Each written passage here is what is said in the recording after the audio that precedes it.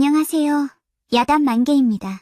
바람 살랑이는 이 좋은 날, 잠시 마음 쉬어가실 수 있도록 조용한 이야기 한 자락 들려드릴게요. 편안히 앉으셔서 함께 해주세요. 옛날 어느 마을에 마음씨 착한 처녀 덕순이가 살았습니다. 덕순이는 18이 되던 해 마을 청년과 혼인을 했더랬지요. 헌데 첫날 밤부터 서방이 시름시름 아프더니만 1년도 지나지 않아 덜컥 죽어버렸지 뭡니까. 아이는커녕 제대로 합방도 못 해보았는데 졸지에 청상과부가 된 것이었습니다. 참으로 살 길이 막막하구나. 서방님 병간호로 남은 재산이 하나도 없는데. 가산을 정리했지만 생활고를 걱정할 처지였죠. 헌데 시집을 간 사이에 친정 부모님도 돌아가시고 말았지요. 하여 덕순이는 돌아갈 곳, 머물 곳도 없어지고 말았습니다. 그래도 덕순이는 심지가 굳은 여인이었지요. 낙심하기는커녕 주먹을 불끈 쥐었답니다. 이렇게 된 김에 유람을 나서야겠어. 앞으로 무엇을 하며 살지 찾아보는 거야? 하여 덕순이는 괴나리 보찜 하나 달랑 메고 여인의 몸으로 마을 문 밖을 나섰답니다. 저녁이 되어 덕순이는 어느 강가에 다다랐습니다. 물가는 어두컴컴하고 주변엔 배 한 척 보이지 않았지요. 어머나 어떻게 건넌담. 그때였습니다. 덕순이의 눈의 저 멀리에 어렴풋한 불빛 하나가 비치는 것이었죠. 덕순이는 발걸음을 재촉하였습니다. 마침내 불빛이 나는 곳에 다다르니 그곳은 나루터에 자리한 허름한 주막이었습니다. 그 안에는 늙은 노부부가 있었지요. 어르신, 오늘 밤 묵을 방이 혹시 있을까요? 이 늦은 시간에 처자 혼자 온 것이요? 네, 그렇습니다. 날이 저물 줄은 미처 몰랐어요. 노부부는 서로 눈빛을 마주보며 난처한 기색을 감추지 못했답니다. 어서 들어오시오. 이 방을 쓰면 되겠구려. 고맙습니다. 혹 국밥 한 그릇도 될까요? 이를 어쩌나. 찾아오는 이가 드물어. 장사는 접은 지 오래되었소. 험한 세상. 이 늦은 밤에 처자가 혼자 다니는 것이 걱정되어 방을 내어준 것이니 불편하더라도 이해하시오. 그런 줄도 모르고 정말 감사합니다. 아니오, 피곤할 테니 어서 들어가 쉬구려. 덕순이는 노부부의 인정을 느끼다가 어느덧 세상을 떠난 부모님 생각에 마음이 먹먹해졌습니다.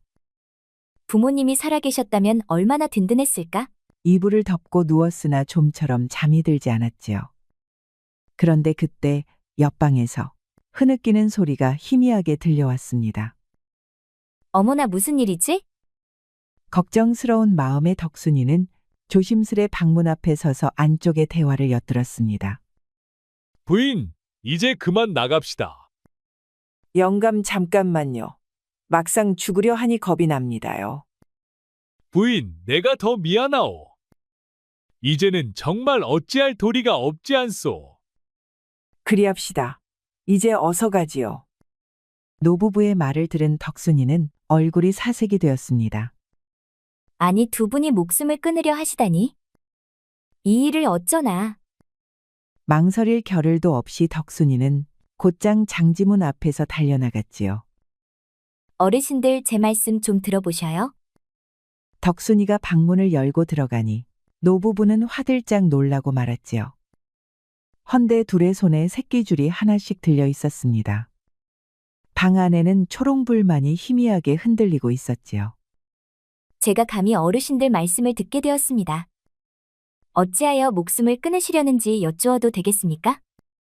할아버지는 덕순이의 얼굴을 바라보다 이내 굵은 눈물을 흘리기 시작하였습니다. 덕순이는 아무 말 없이 서서 조용히 노부부의 흐느낌이 잦아들기를 기다렸지요. 한참 후 할머니가 떨리는 목소리로 말을 꺼냈습니다. 나이 들어 불행이 겹쳤다오. 사실 며칠째 한 끼도 제대로 먹지 못했소. 나루터에선 오가는 배도 뜸하고 장사는 끊긴 지 오래요. 그간 근근히 버텨왔지만 몸까지 말을 듣지 않으니 이제는 더 이상 살아갈 방도가 없구려. 덕순이는 할머니의 거칠어진 손을 붙잡고 함께 눈물을 쏟았습니다. 그동안 얼마나 마음고생이 크셨나요? 혹시 어르신, 제가 두 분을 제 친부모님처럼 모셔도 되는지요? 처자의 마음이 참으로 고우이. 허나 늙은이 둘을 모신다는 것이 그리 쉬운 일은 아니오. 마음만으로도 감사하니 억지로 짐을 지지는 말아주시오. 저는 어릴 적 부모님을 여의고 자랐습니다. 그래서 늘 부모님이 그리웠죠. 부디 저를 자식처럼 여겨주실 수는 없을까요? 덕순이의 두 눈에선 닭똥 같은 눈물이 흘러내렸지요. 할머니는 덕순이의 볼을 쓰다듬으며 손수건으로 눈물을 닦아주었습니다. 처자 이름이 무엇이더냐? 덕순이라 합니다. 아이고, 덕순아. 그동안 참 고생 많았구나. 할머니는 덕순이를 가슴에 안고 등을 도닥도닥 두드리며 다정히 품었지요. 그 모습을 지켜보던 할아버지도 덕순이의 따뜻한 말과 눈물에 살아야겠다는 생각이 불현듯 들었답니다. 그날 밤, 덕순이와 노부부는 서로를 의지하며 가족처럼 살아가기로 굳게 마음을 모았답니다. 다음 날 아침, 덕순이는 일찍 일어나 나루터 주막을 구석구석 살폈습니다. 집은 조금만 손을 보면 될 것 같고, 손님들에게 내줄 술만 구하면 언제든 주막을 다시 열 수 있겠구나. 덕순이가 마당을 돌고 있을 무렵 방 안에서 할머니가 문을 열고 나왔습니다. 아버지, 어머니, 편히 주무셨어요? 그래, 우리 딸 덕순아. 일찍도 일어났구나. 덕순이는 딸이라 불러주는 말이 기쁘기 그지 없었답니다. 오늘은 나루터 쪽으로 다녀오지요. 거기엔 사공들도 계시고 필요한 것들도 물어볼 수 있을 거예요. 좋다. 오랜만에 바람도 쐴 겸 가보자꾸나. 이 늙은 것들도 딸과 함께라면 다 좋지. 그리하여 세 사람은 나루터로 향했습니다. 세 사람은 나루터에 도착하였습니다. 그곳에는 노를 젓는 사공들이 모여 있었지요. 사공 몇몇이 반가운 얼굴로 인사를 건넸습니다. 아니, 주막 할아버지 할머니 아니십니까? 참 오랜만에 뵙습니다. 여태 어디 계셨습니까?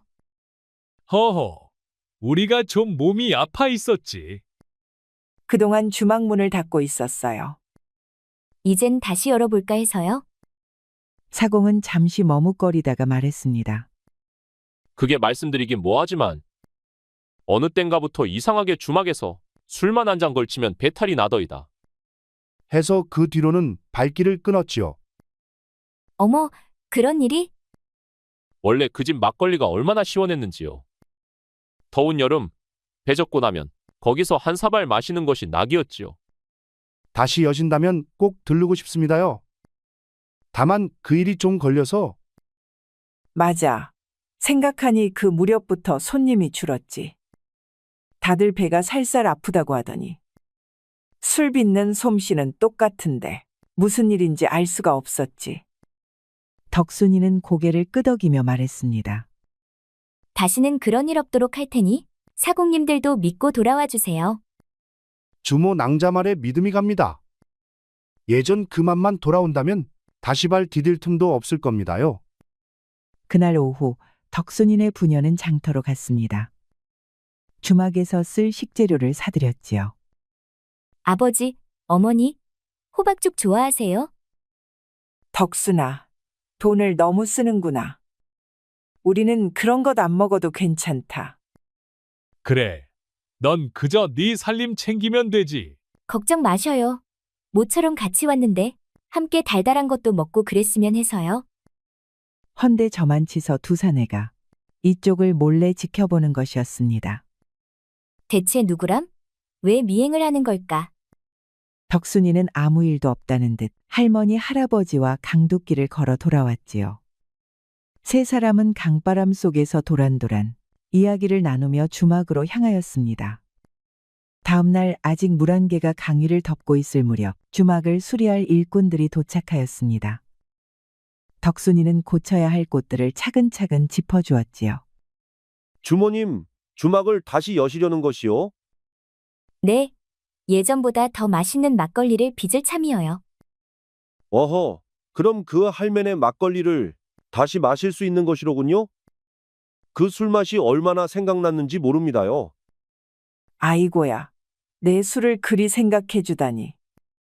참으로 고맙구려. 열흘 뒤에 장사를 시작할 예정입니다. 오시면 첫 잔은 제가 직접 따라드릴게요. 강가의 주막은 다시금 사람들의 웃음소리로 활기를 되찾기 시작하였습니다. 해가 지고 달이 떠오르자 할머니는 덕순이를 방 안으로 조용히 불렀습니다. 덕순아, 내가 예전처럼 술맛을 잘 낼 수 있을지 모르겠다. 그런데도 네가 사람들 앞에서 그리도 장담을 하다니 어쩌자고 그러느냐. 어머니 걱정하지 마세요. 어머니가 하시던 방식 그대로 따를게요. 반드시 예전 그 맛을 되살릴 수 있을 거예요. 할머니는 덕순이의 말에 걱정 반, 믿음 반의 눈길을 보내며 고개를 끄덕였습니다. 그날 밤 할머니는 덕순이에게 막걸리 비법을 하나하나 전수해 주었습니다. 그렇게 열흘이 지나고 덕순이의 주막은 다시 문을 열었습니다. 허나 한낮이 지나도록 손님이 단 한 명도 들지 않으니 주막은 그저 조용하기만 했습니다. 이러면 안 되는데? 덕순아, 손님이 오질 않으니 내심 걱정이 되는구나. 첫날부터 북적일 수야 있겠습니까? 조금만 더 기다려보지요. 그때였습니다. 찢어진 도포에 삿갓을 눌러 쓴 거렁뱅이 하나가 터벅터벅 마당 안으로 들어서는 것이 아니겠어요. 덕순이는 놀라지도 않고 오히려 따뜻한 웃음으로 맞이했지요. 그냥 목이 말라 그럽니다. 주모, 혹 술 한 사발만 주실 수 있겠어? 아이고야 덕순아, 첫 손님이 거렁뱅이라니. 이러다 거렁뱅이들만 모여들면 어쩌노? 오늘은 거렁뱅이 한 사람이지만 내일은 사공 둘셋 올 수도 있지요. 덕순이는 막걸리를 정성껏 따라주었습니다. 거렁뱅이는 조심스레 받아들고는 정신없이 한 사발 들이켰습니다. 키야, 이거 정말 사람 살리는 맛이오. 이런 술 맛을 다시 보게 될 줄은 몰랐어.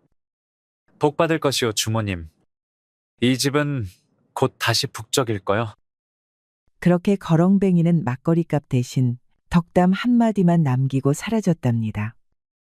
해가 서서히 물 너머 산등성이로 기울고 강가 주막 마당에는 초롱불이 하나둘 밝혀졌습니다. 그때였지요. 저 멀리 강 너머에서 사람들의 소란스러운 목소리가 바람을 타고 들려오는 것이 아니겠어요. 덕순아, 방금 그 소리 사람 목소리 아니냐? 그런 것 같아요. 혹시 우리 주막으로 오는 손님들일까? 글쎄요. 강바람 소리와 뒤섞여 잘은 모르겠지만 강 저편에서 희미한 등불이 일렬로 다가오더니 이윽고 작은 나룻배 몇 척이 줄줄이 닿기 시작했습니다. 그 배에는 거렁뱅이 차림의 사내들이 타고 있었지요. 덕순아, 이 많은 이들이 다 거렁뱅이들 아닌가? 어머니, 어차피 오늘 담근 막걸리는 내일 팔 수 없지요. 술이 남는 것보다 사람 속이 채워지는 게 낫겠어요? 헌데 이렇게 퍼주다간 금방 망하는 건 한순간이다. 그러니 오늘 하루만 지켜보세요. 걱정은 나중에 하셔도 늦지 않아요. 그래, 네 말대로 하자꾸나. 항상 웃는 덕순이의 얼굴을 본 할머니는 그저 속으로만 한숨을 삼켰지요. 얼마 지나지 않아 그날 낮에 거렁뱅이 사내가 다시 나타났습니다. 주모, 나 또 왔소이다. 막걸리 맛이 그리도 좋으셨나 보군요. 덕순이는 웃으며 반갑게 맞았습니다. 좋다 못해서 동료들까지 다 데려왔소. 술 한 사발씩 부탁하오. 안주야 없어도 좋지만 있다면 더 좋겠지요. 덕순이는 아무 말 없이 부지런히 술상을 차려내기 시작했습니다. 거렁뱅이들은 하나둘 마당 평상에 앉아 술을 마시며 소리 높여 웃고 떠들었습니다. 주모, 한 가지만 물읍시다. 예, 무엇이든 물으시지요. 이렇게 거렁뱅이들이 몰려왔는데 한 사람도 내쫓지 않고 거꾸로 푸짐하게 대접하는 이유가 무엇이요? 허나 덕순이는 웃을 따름이었죠. 오늘 담근 술은 내일로 넘길 수 없고 술이란 게 사람 가슴을 덮이는 것이니 더 많은 이들에게 나누는 건 당연한 일이지요. 덕순이 말엔 어딘지 모르게 깊은 울림이 담겨 있었지요.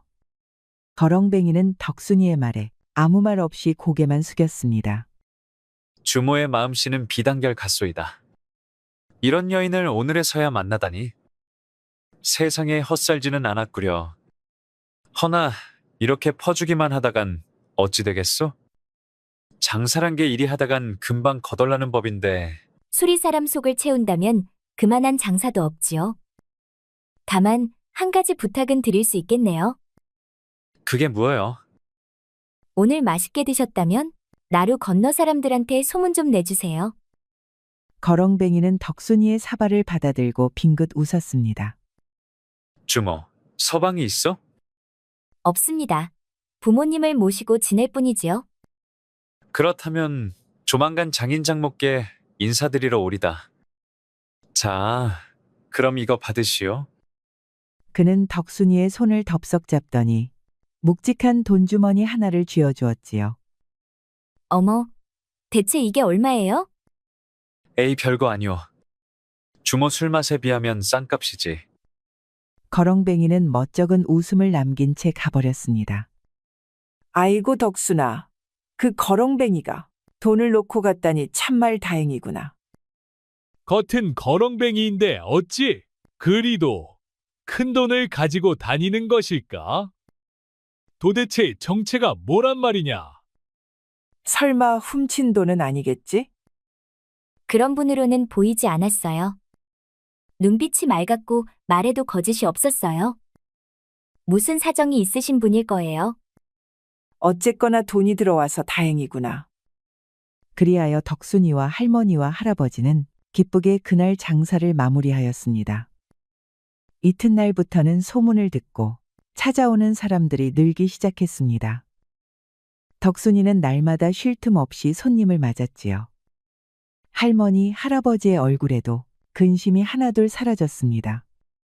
그러던 어느 날 아침이었습니다. 덕순이는 새로 빚은 막걸리를 한 모금 맛보았습니다. 허나 술을 입에 대자 어째 그 맛이 이상하였습니다. 지금껏 내온 구수하고 깊은 풍미는 온데간데 없고 쓰고 매운 내가 감돌았지요. 어머니, 이 막걸리 맛 좀 보셔요. 예전에도 이런 맛이 난 적이 있었나요? 할머니는 술을 한 모금 머금고는 얼굴이 새파랗게 질렸습니다. 맞다. 이 맛이다. 그때도 이런 맛이 났던 게야. 손님들이 술 맛이 이상하다고 발길을 끊었던 그날과 똑같다. 이를 어째야 하노? 걱정하지 마세요. 일단 이 술은 모두 버릴 겁니다. 이 귀한 술을 몽땅 버린다고? 그건 너무 아깝지 않느냐? 맛이 이상한데 어찌 팔겠어요? 원인을 찾기 전까진 주막문도 닫을 거예요. 손님한테 거짓을 팔 순 없어요. 그래, 네 뜻이 그렇다면 그렇게 하려무나. 그래. 맛없는 술을 팔수야. 없는 일이야. 덕순이는 막걸리의 병고를 알리려 관하로 향했습니다. 헌데 포졸이 눈에 쌍심지를 켜고는 들어오려는 덕순이를 막아서는 것이었죠. 막걸리에서 이상한 기운이 돌아 신고하려 왔습니다. 이보시오. 그깟 일로 사또를 보려 하오? 사또나리는 외출 중이니 다음에 오시지요. 그럼 간단히라도 접수를 해야지요. 우리가 그리 한가한 줄 아시오. 쓸데없이 회방 말고 썩 돌아가시오. 덜컥 문전박대를 당한 덕순이는 대문 아래 주저앉아 한숨을 쉬었습니다. 그때 뒤에서 낮고 익숙한 목소리가 들렸습니다. 아니, 덕순이 주모 아니요? 놀라서 고개를 들어보니 주막에 왔던 거렁뱅이 사내였지요. 헌데 평소의 모습이 아니라 몰라볼 만큼 말쑥한 선비 차림이었습니다. 설마 그날 주막에 오신 거렁뱅이님? 에헤이, 거렁뱅이님이라니 섭섭하지요. 그때는 형편없는 차림을 했지만 오늘은 아니라오. 두 사람은 그늘 아래의 자리를 틀고 맛이 변한 막걸리에 대해 이야기를 나누었습니다. 어느 날부터 술맛이 변하고 마신 이들마다 속을 알았다고 하셨어요. 덕순이는 관아 대문을 보다가 울상을 지었습니다. 헌데 관아에선 듣지도 않고 내쫓기고 말았죠. 걱정 말고 나한테 맡기시오. 나는 지금 고을의 식료 조작 사건을 쫓고 있어. 아마도 덕순이 주문의 술도 무관치 않을 듯하오. 덕순이는 놀라서 주변을 돌아보았지요. 아무도 보는 이가 없자 덕순이는 그제야 목소리를 낮췄습니다. 어찌 그리 단정하시나요? 그런 증상 꽤나 익숙하오. 예전에도 비슷한 일이 있었어. 이 마을 주막들에서 자주 벌어진 일이오. 어머나, 그게 정말인가요? 선비의 말에 덕순이는 눈이 이따시만큼 커지고 말았답니다. 마을에서 가장 큰 미인 주모의 주막이 있어. 그 주막을 제외하곤 모두 겪은 일이지. 그러다가 망한 주막도 부지기수라오. 미인주모의 주막은 나루터 마을에서 가장 컸지요. 그 주막에는 심지어 사또나리도 자주 들린다는 소문이 있었답니다. 손님을 뺏기기 싫은 주막에서 악심을 품고 자주 쓰는 수법이요.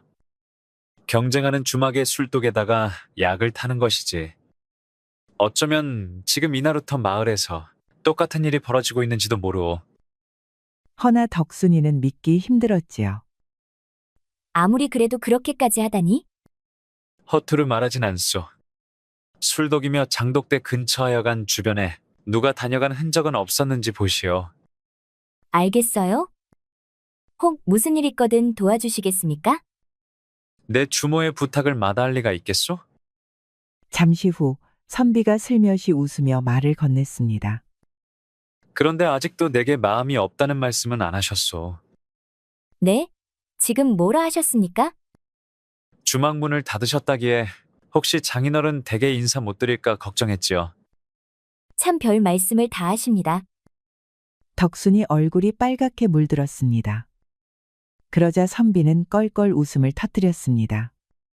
그럼 이번 사건 잘 마무리되면 그때는 정식으로 청원드리지요.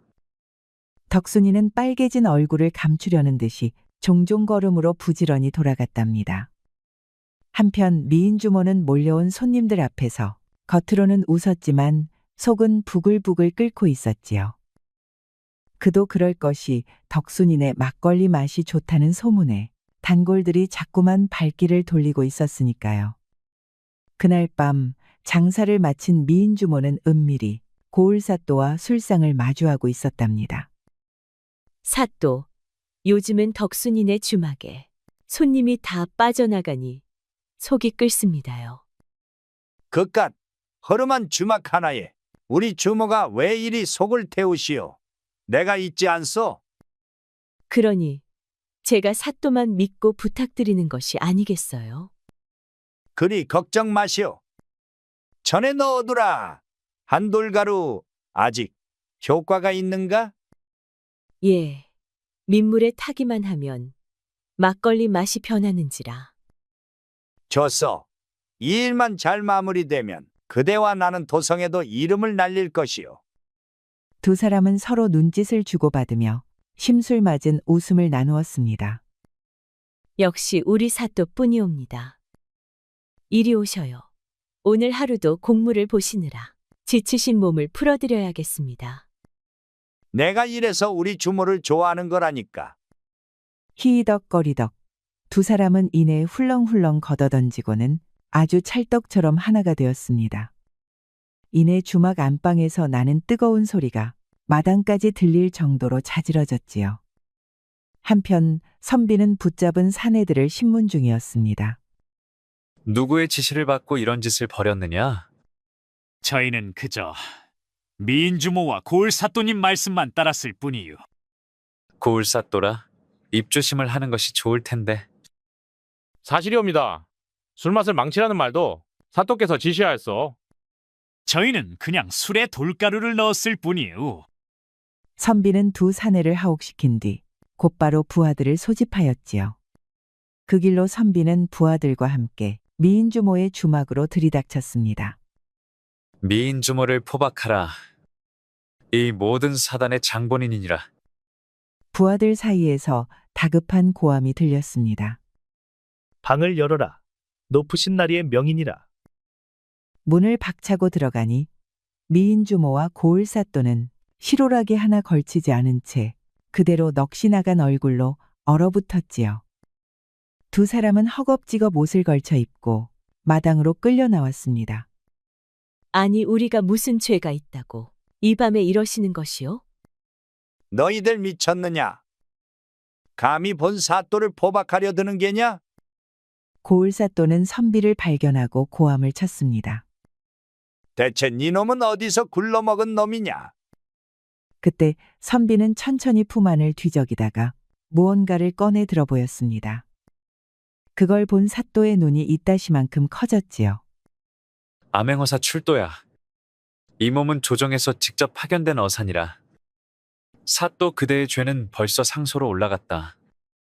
선비, 아니 어사나리의 서술에 사또는 고개를 푹 숙이고 벌벌 떨었습니다. 알겠습니다요. 어사나리. 이게 무슨 조하냐? 이보시오. 나는 조정의 벼슬아치요. 더 이상 소란 피우지 마라. 암행어사 앞에서 그 입으로 살 길을 막고 있구나. 그리하여 고을사또와 미인주모는 나란히 포승줄에 묶여 관하로 끌려갔습니다. 관하 앞은 백성들이 몰려들어 시끄러웠고 수군거림이 그치지 않았습니다. 아니, 저게 우리 사또였다고? 저 미인주모하고 한패였구먼. 어쩐지 동네 주막들을 못살게 굴더니. 선비는 관하로 들어서자마자 모든 장부와 서고를 뒤졌습니다. 며칠간 묵혀둔 장부에서 사또가 명목상 수리하겠다던 다리 공사비를 착복한 기록, 지방 세곡을 빼돌린 문서, 그리고 뇌물 명부까지 줄줄이 나왔습니다. 이 정도면 능히 파직에 유배까지 갈 일이로다. 나리, 이 모든 걸 어찌하시렵니까? 상소문과 증거물을 바로 올리겠다. 조정의 뜻은 백성의 뜻이니 죄인은 죄값을 받아야 마땅하지.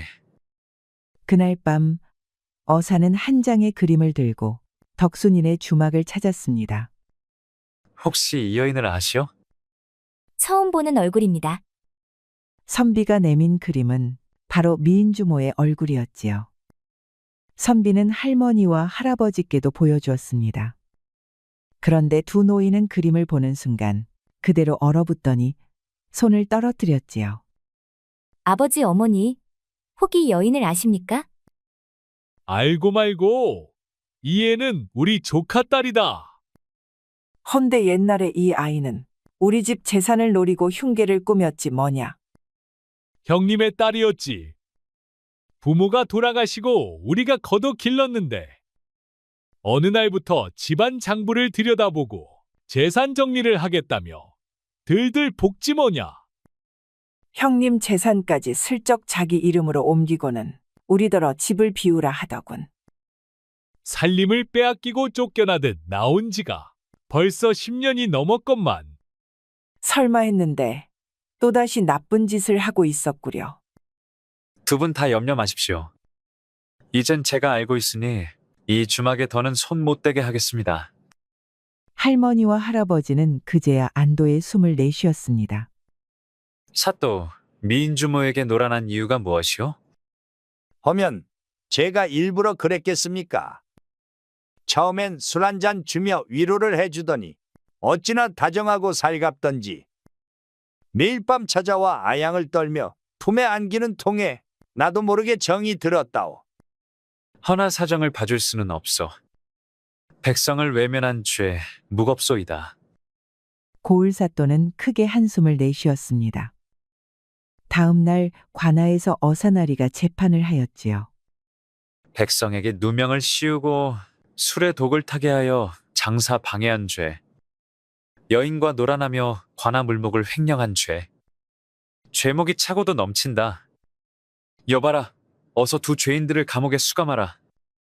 그리하여 고을사또는 하루아침에 파직을 당하였지요. 덕순인의 주막술에 약을 탄 미인주모는 고을사또보다도 더 큰 벌을 받았습니다. 전 재산을 빼앗기고 노비가 된 미인주모는 뒤늦게 땅을 치고 후회하였지만 이미 늦은 후였지요. 어사는 일을 마친 뒤 덕순이를 찾아왔습니다. 덕순이는 평상에 앉아 마당을 쓸던 손을 멈추고 그제야 말없이 서 있는 어사를 올려다보았지요. 어머, 그럼 선비님이 암행어 사셨습니까?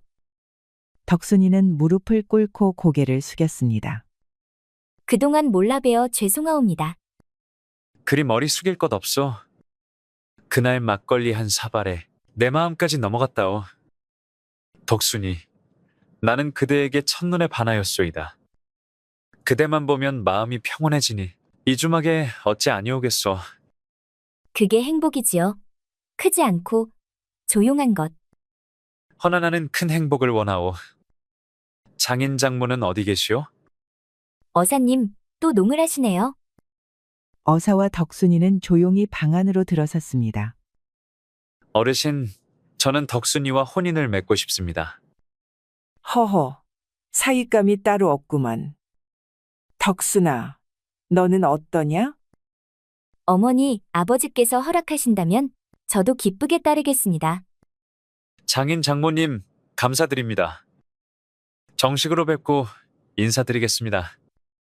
문을 나선 선비는 덕순이 손을 꼭 잡았습니다. 이젠 덕순이는 내 사람이요. 언제나 내 곁에 있어 주시오. 덕순이는 얼굴을 붉히며 고개를 떨구었습니다. 그 수줍은 모습마저 어찌 이리 곱소? 몰라요. 제 마음에 이리도 불을 지르시다니. 며칠 뒤 마을 사람들이 모두 모인 날 덕순이는 곱게 단장한 모습으로 자리에 섰고 어사는 단정한 신랑 차림으로 그 곁에 나섰습니다. 그때 강 너머에서 배 여러 척이 풍악과 함께 들어왔습니다. 배에는 예전에 덕순이네 주막에서 막걸리를 마셨던 뱃사공들이 타고 있었지요. 암행어사 나으리 만세요. 덕순이 주모 혼례의 강물도 흥에 겨웁니다요. 사공들은 배 위에서 혼례를 축하했고 강가에는 웃음과 박수가 가득했습니다. 모든 것이 끝나고 덕순이와 양부모는 나루터 주막으로 돌아왔습니다. 영감, 이 집과 살림을 다 덕순이에게 넘깁시다. 나도 그리 생각했소. 이걸 제가 받아도 되는 걸까요? 그래, 이건 다 네 것이란다. 그럼 이것들을 공공한 이웃들과 나누고 싶습니다. 이제는 네 뜻대로 하여라.